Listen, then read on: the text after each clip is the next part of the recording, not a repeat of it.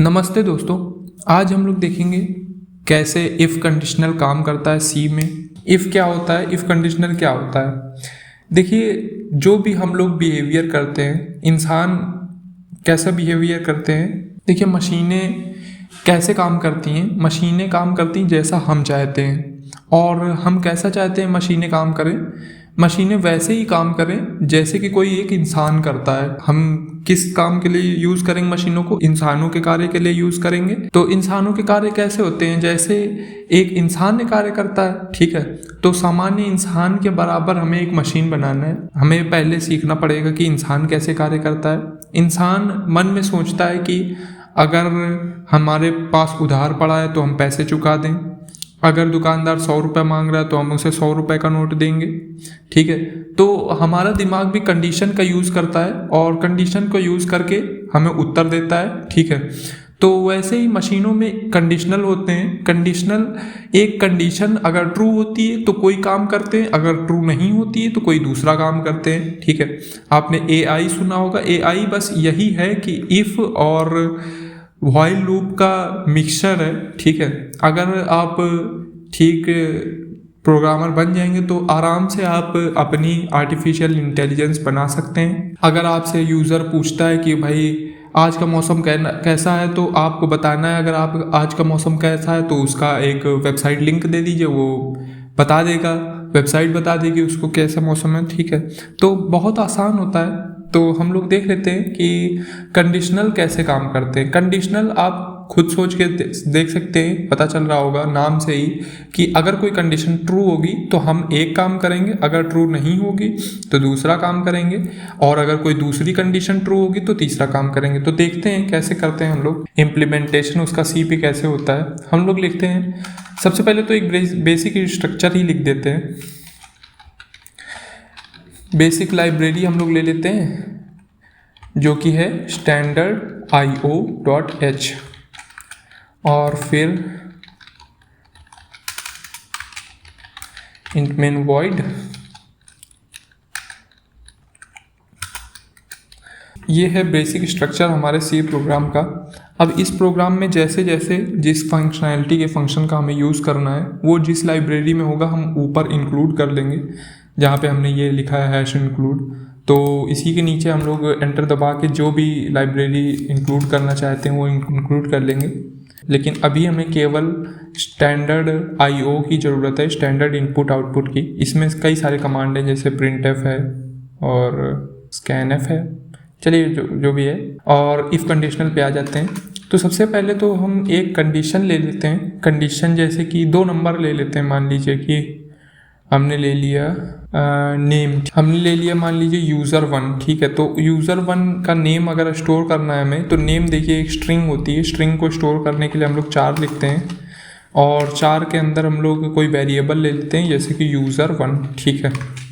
4 user1, और bracket में हम लोग ब्रैकेट को छोड़ देते हैं और यहीं पे इनपुट दे देते हैं। इसको क्या इनपुट दे देते हैं, या फिर तो हम लोग 20 लेटर छोड़ देते हैं, और fgets हम लोग यूज़ करते हैं, fgets।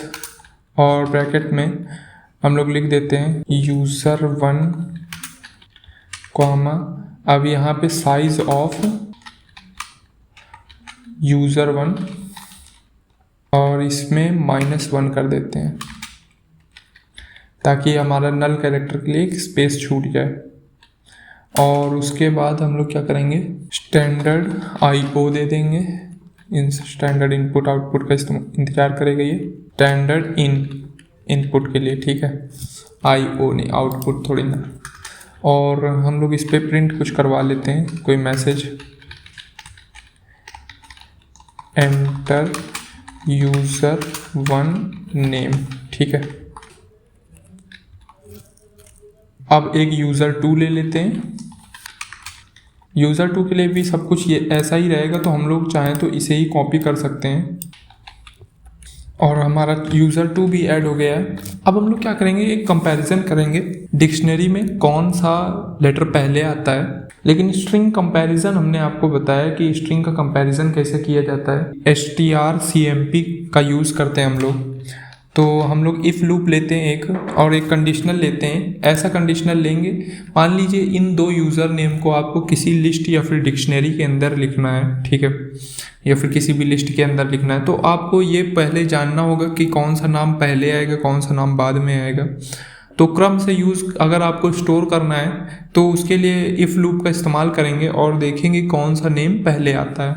तो उसके लिए हम लोग क्या करेंगे, जैसे कि हम लोग यूज़ करेंगे यहाँ पे strcmp, और यहाँ पे हम लोग दे देंगे str1, और सॉरी जो user1 है हम लोग उसको दे देते हैं user1, user2, ठीक है।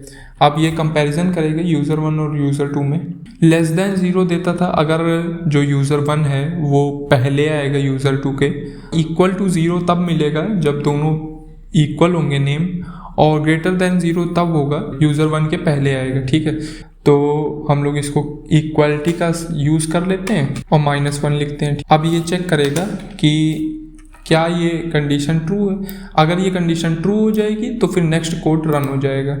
और ये कंडीशन क्या कहती है कि user1 अगर user2 के पहले आएगा तो क्या हो, हम लोग प्रिंट करते हैं कोई मैसेज, जैसे कि यही प्रिंट कर देते हैं कि user1 कम्स, या फिर नेम लिख देते हैं यहाँ पे, जैसे कि %s कम्स बिफोर %s, और यहाँ पे हम लोग नेम दे देंगे, जो हमें नेम देना है user1, user2, ठीक है। अब हम लोग इसे रन करके एक बार देख लेते हैं। टर्मिनल में जाते हैं और इसमें, और हमने इसमें लाइब्रेरी नहीं इंक्लूड की थी, स्ट्रिंग कंपैरिजन string.h में आता है, तो इंक्लूड कर लें string.h। आपसे भी कई गलतियां होंगी। इम्प्लिसिट डिक्लेरेशन का मतलब होता है कि अपने मन से डिफाइन करना। हमने बताया यहाँ पे कि स्ट्रिंग कंपैरिजन एग्जिस्ट करता है, लेकिन उसकी एग्जिस्टेंस का प्रूफ हमने नहीं दिया था, कोई लाइब्रेरी नहीं दी थी यहाँ पे, ठीक है। तो उसको लग रहा था कि हमने गलत बताया है, ठीक है, तो उसने यही लिखा, तो हमें पता चल गया लाइब्रेरी नहीं हमने लिखी है। और धीरे धीरे जैसे आप देखेंगे वैसे वैसे आपको समझ में आने लगेगा कि हर एक एरर का मतलब क्या होता है। और उसके बाद हम लोग ./a.exe से प्रोग्राम रन कर लेंगे। और मान लीजिए कि हमने A से शुरू होने वाला एक नेम दिया है, और एक हमने B से शुरू होने वाला नेम दिया है बिमेश। तो क्या भाई, क्या आया, आलोक कम्स बिफोर बिमेश, ठीक है, क्योंकि ये -1 के इक्वल हो गया था। तो देखिए अगर हम लोग इसे एक लेटर देते हैं, एक बार कंपाइल करके रन करते हैं, तो क्या होता है कि user1 हमने मान लीजिए A से शुरू होने वाला जब दिया था और B से शुरू होने वाला दिया था, तो उसने लिख दिया था आलोक कम्स बिफोर BIS, लेकिन असल में देखिए ये एंटर हो जा रहा है, एक नई लाइन हो जा रही है। ऐसा क्यों हो रहा है, क्योंकि fgets क्या करता है कि जो इनपुट आता है उसके साथ में एक न्यू लाइन ऐड कर देता है। लेकिन न्यू लाइन कैसे ऐड की जा सकती थी, \n का यूज़ करते थे न्यू लाइन के लिए, वो स्ट्रिंग के एंड में fgets डाल देता है, ठीक है। तो उसको रिमूव कर सकते हैं हम लोग। कैसे रिमूव कर सकते हैं, हम लोग पहले तो वो वेरिएबल लेंगे जिसमें रिमूव करना है, और बिग ब्रैकेट नोटेशन में हम लोग यूज़ करेंगे strcspn का। इसको लिखने के बाद हम लोग ब्रैकेट लिखेंगे, पैरेंथेसिस लगाएंगे, उसमें हम लोग वो वेरिएबल लिखेंगे जिसमें से हमें कोई भी चीज़ सर्च करनी है और उसे हटाना है। तो वेरिएबल user1 से हमें क्या हटाना है, \n हटाना है, और उसकी जगह पे हम लोग क्या डाल दें, \n है ना, तो ये फॉरवर्ड स्लैश है, \0 डाल देते हैं उसकी जगह पे, सिंगल कोट्स में \0, ये नल कैरेक्टर हो जाएगा। \n को कोट्स में लिख लेते हैं। ये strcspn इसे क्या कहते हैं, इसे कहते हैं स्ट्रिंग कॉम्प्लीमेंट स्पैन। इसे हम लोग लिख देते हैं strcspn equal string complement span, ठीक है। ये क्या करता है, ये एक सेट ऑफ कैरेक्टर्स लेता है जिसको सर्च करके उस स्ट्रिंग में ये पहले बताता है कि क्या उस स्ट्रिंग में वो सेट ऑफ कैरेक्टर है कि नहीं है, और इक्वल करके हम लोग जो भी वैल्यू देते हैं उसकी जगह पर वो वैल्यू स्टोर कर देता है। इस फंक्शन का यूज़ करके हम लोग \n की जगह \0 डाल सकते हैं। नल कैरेक्टर है, नल कैरेक्टर का मतलब वो जगह खाली रह जाएगी। इसी को का यूज़ करके हम लोग नेक्स्ट जो हमने लिया था डाटा user2 वाला, उसमें भी हम लोग डाल सकते हैं, वो न्यू लाइन हटा सकते हैं, ठीक है। लेकिन उसमें हटाने की कोई ज़रूरत नहीं है क्योंकि वो लास्ट में हमने प्रिंट किया है। हटा सकते हैं ऐसे ही और हटा देंगे अगर ज़रूरत पड़ेगी तो।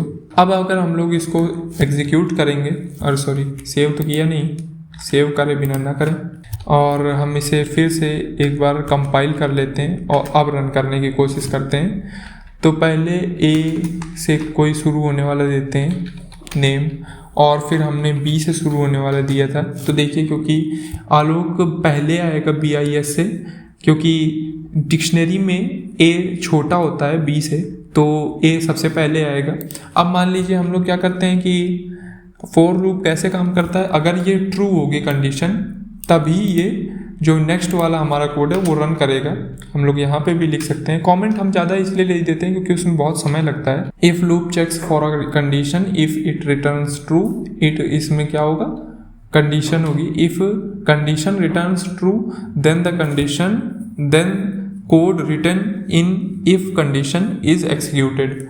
मतलब कि अगर ये कंडीशन ट्रू देगी, इफ़ को बूलियन एक्सप्रेशन ट्रू देगी, तो फिर ये कंडीशन रन कर जाएगी जो नीचे इसके लिखी है, वरना रन नहीं करेगी। एक हम लोग ऐसा ही एग्जांपल देख देते हैं जिसमें ये कंडीशन रन नहीं करेगी। तो हम लोग एक मान लीजिए किसी का नाम है टिमोथी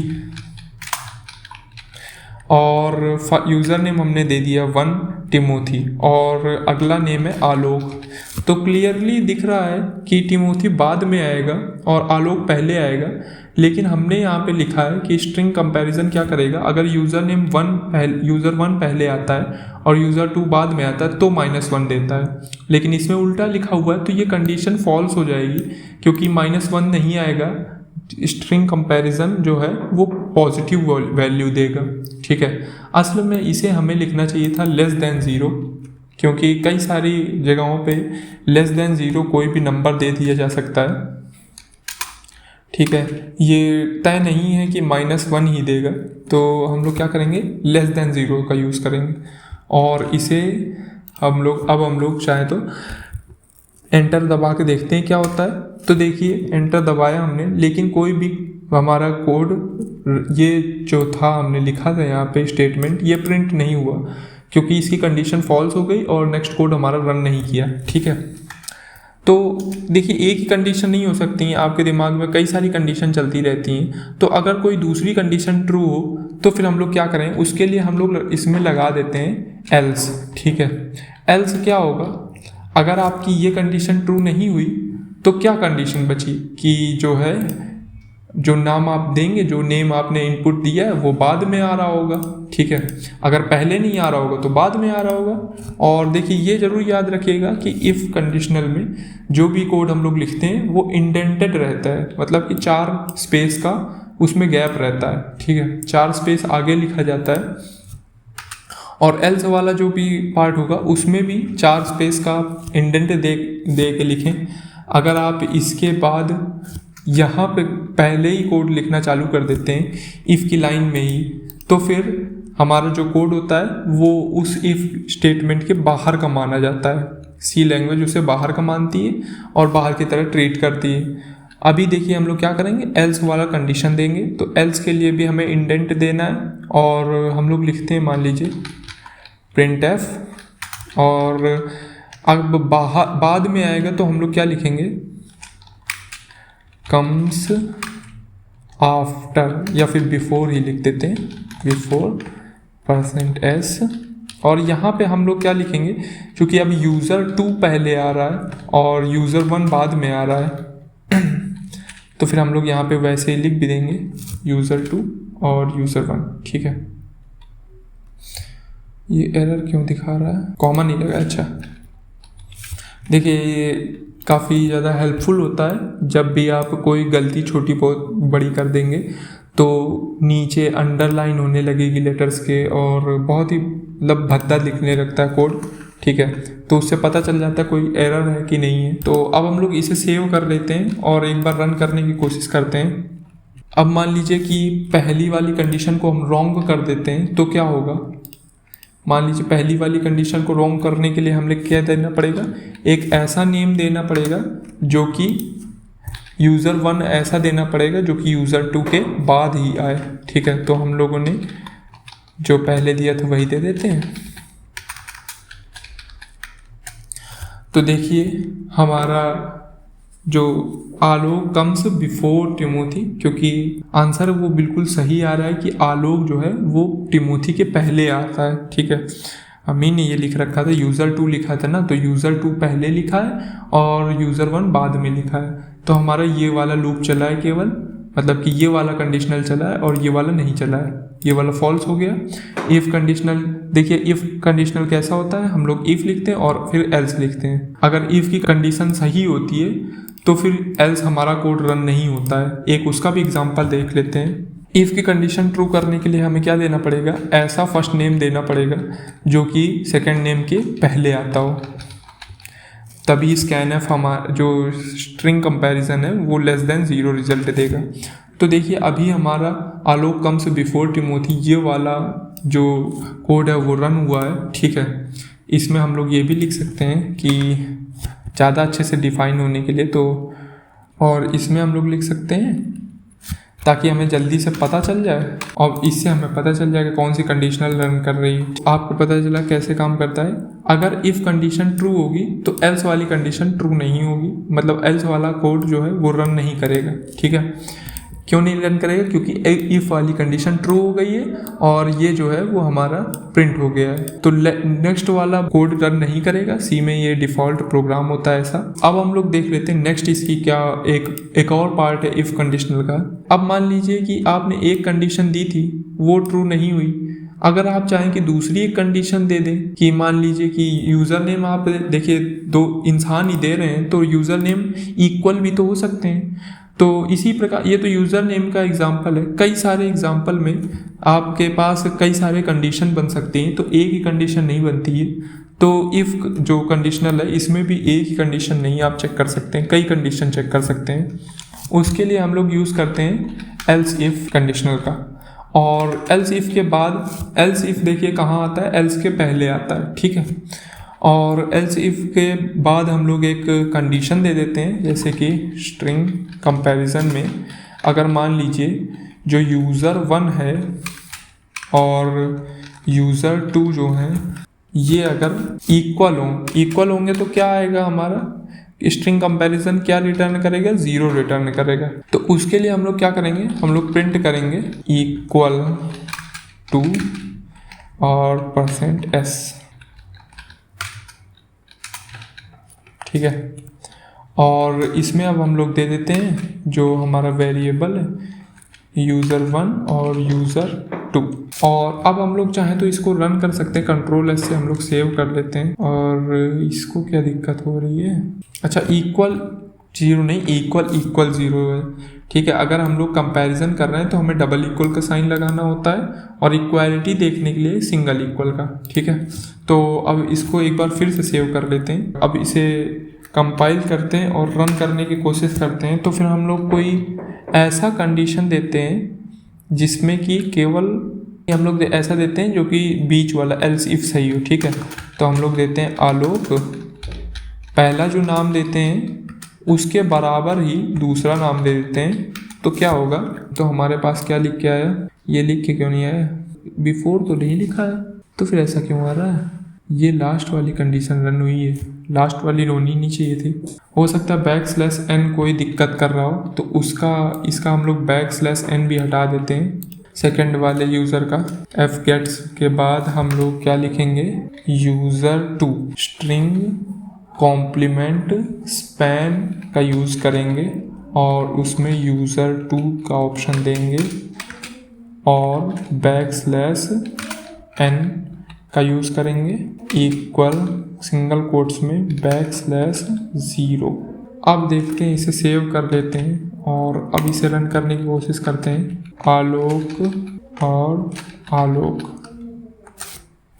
हाँ अब देखिए वो \n ही दिक्कत कर रहा था। तो अब देखिए हमारे पास क्या लिख के आ गया, आलोक इज इक्वल टू आलोक, क्योंकि दोनों नेम इक्वल थे तो हमारे पास लिख के आ गया आलोक इज इक्वल टू आलोक। ठीक है, एल्स इफ कंडीशन हमारी रन हुई है। ठीक है, जब एल्स इफ कंडीशन रन होगी तब भी एल्स नहीं रन होगी। तो इससे हमें समझ में आया कि अगर इफ कंडीशन रन होएगी, ठीक है, तो ना ही एल्स इफ कंडीशन रन होगी चाहे और ना ही एल्स कंडीशन रन होगी। अब चाहे तो हम लोग ये कर सकते हैं कि एक बार और 1 मिनट रुकिएगा, हम लोग क्या करेंगे, एक एग्जाम्पल लेंगे जिसमें कि जो इफ़ कंडीशन है उसके जैसी ही एक एल्स इफ़ कंडीशन देंगे। ठीक है, अगर इफ़ कंडीशन रन कर गई है, ठीक है, आपका इफ़ ब्लॉक अगर रन कर जाता है तो अगला एल्स इफ़ रन ही नहीं होगा और उस इफ़ वाले कंडीशन के लूप से हम लोग तुरंत बाहर आ जाएंगे। अगला एल्स इफ़ रन नहीं होगा, ये जरूर याद रखिएगा। हमसे दिक्कत हुई थी, गलती हुई थी, बहुत सारे मेरे कोड गलत हुए थे और हमें बाद में पता चला था इज़ लेस देन 0। ठीक है, तो हमने क्या किया कि हमने लिख दिया है कि एक ऐसी कंडीशन लिख दी है जो कि हमारा जो पहला इफ़ कंडीशनल था उसके जैसी कंडीशन है। ठीक है, जल्दी से, कोई और लिखने की ज़रूरत नहीं है, इसे सेव कर लेते हैं और अब हम लोग एक ऐसा इनपुट देते हैं जिसमें हमारा इफ़ जो कंडीशनल है वो ट्रू हो जाए। तो इफ़ को ट्रू करने के लिए हमें क्या देना पड़ेगा, ऐसा नेम देना पड़ेगा जो यूज़र नेम 1 जो है ऐसा देना पड़ेगा जो कि पहले आए यूज़र 2 के। तो आलोक पहले आता है किसके, हेमंत के। तो देखिए हमारा केवल जो इफ़ कंडीशनल है यही रन हुआ, ना एल्स इफ़ रन हुआ है, ना ये वाला एल्स इफ रन हुआ है, कोई और नहीं रन हुआ, जबकि कंडीशन इनकी सेम थी। देख रहे हैं ना, इफ़ की कंडीशन बिल्कुल सेम है एल्स इफ़ के कंडीशन से, तब भी रन नहीं हुआ क्योंकि पहला ही कोड हमारा रन करता है, पहला ही इफ़ कंडीशनल हमारा रन करता है, दूसरा वाला रन नहीं करता है, चाहे उनका कोड सेम हो। अगर पहला ये रन कर गया है तो फिर नेक्स्ट कोई भी रन नहीं होंगे। ठीक है, तो बस इतना ही है इफ़ कंडीशनल में। चलिए तो फिर बस आज के लिए इतना ही, नमस्ते।